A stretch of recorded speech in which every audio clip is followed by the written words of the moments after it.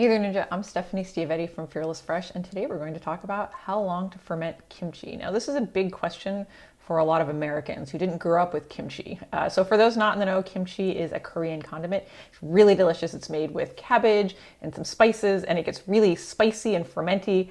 And it's also got a really unique smell that turns a lot of Americans off, which is unfortunate because I actually find kimchi to be amazing smelling. It's one of those things where the more you eat it and the more you love it, the more you'll actually love the smell. But my old roommate Unji from Korea told me that in Korea they actually have like special kimchi fridges that you put your kimchi in, so that nothing else in the fridge ends up smelling like kimchi.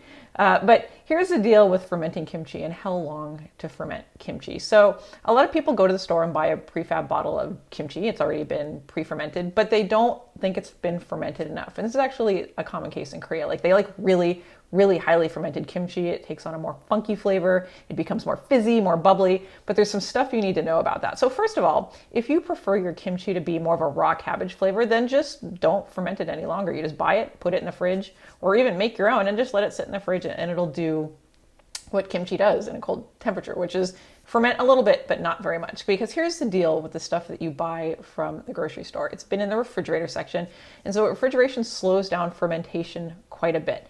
So it's still fermenting in the jar, but it's not fermenting very quickly because it's cold. So if you bring your jar of kimchi home and you want to ferment it even more, what you need to do is you need to leave it at room temperature. But there's a couple of caveats, some things you need to know about that are really important. First of all, you have to take the lid off your jar of kimchi, because if you leave that jar at room temperature and the fermentation ramps up and begins to ferment even faster because it's at room temperature or warmed up. If you don't loosen the lid, so one thing that can happen is when you do finally take the lid off, like the pressure built up from the fermentation can cause like a kimchi volcano, and it'll be like poof, and it'll make a huge mess. And in some cases, like Unji tells me that the jar can even explode if you forget about it and leave it there for a couple days. The fermentation process inside of the jar will just build up so much pressure that the glass can't handle it and it will explode. You also want to ferment your kimchi in the sink, because what can often happen is as the fermentation process happens, it can kind of bubble up and out of the jar. You still want to take the lid off the jar even though it bubbles out, because like I said, if you leave the lid on the jar in the hopes it will make less of a mess, you'll just make more of a mess when you finally take the lid off, because it will explode everywhere. And don't ask me how I know this, I'll just say that I learned it the hard way. So leave your jar of kimchi in the sink at room temperature, take the lid off, and then set the lid gently back on top. Not twisted at all, just gently on top to basically keep other stuff from falling into it. And that's really all you need to do. So how long do you ferment your kimchi? There's a couple of really important factors. First is your preference. Do you like it really sour? Because the longer you ferment your kimchi, the more sour it will become. It'll take on kind of like a fermenty, like sauerkraut flavor, right? Like sauerkraut. Kimchi is very similar to sauerkraut, just with different spices, and so it tastes very different in the end. So if you like your kimchi more sour, you're going to want to let it sit at room temperature for longer.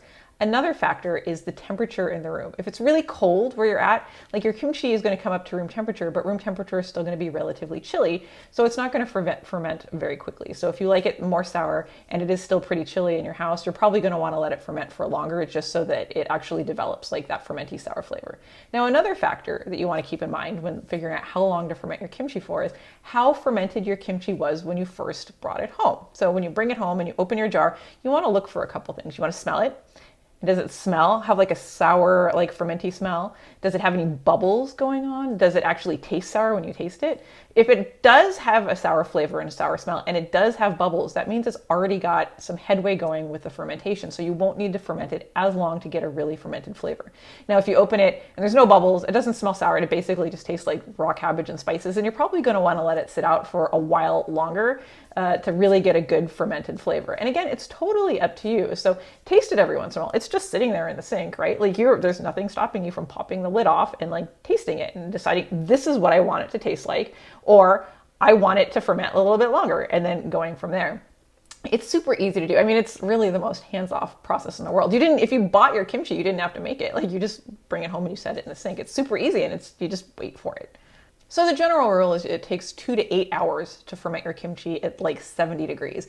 And again, this varies greatly depending on how fermented the kimchi was when you brought it home and how sour you like it. And some people actually really don't like a sour kimchi. If you prefer like a fresher flavor, then just put it in the fridge or only let it ferment like an hour. In fact, some people in Korea like keep 2 bottles of kimchi in their fridge. They keep one really fermented jar for people in their family that love fermented kimchi, and then they keep one that hasn't been fermented as long for people that love like the more fresher, more cabbagey flavor. And either is totally fine. Like both of them have been fermented, and they'll do really amazing things for your gut because fermentation is incredible for your digestive system. Like kimchi, sauerkraut, anything along those lines will really help your digestion overall. So eating more kimchi or eating more sauerkraut or eating any more fermented foods will go a long way towards improving your digestion. But generally you want to make the kimchi so that you like it. So don't go making really sour kimchi just to improve your digestion more, because if you don't like it, you won't eat it. So make your kimchi exactly how you like it so that you eat more of it. And that's it. Enjoy kimchi because it's really a wonderful thing. I personally love it in a kimchi pancake. Like you can go to the Korean grocery store and you can get like the yellow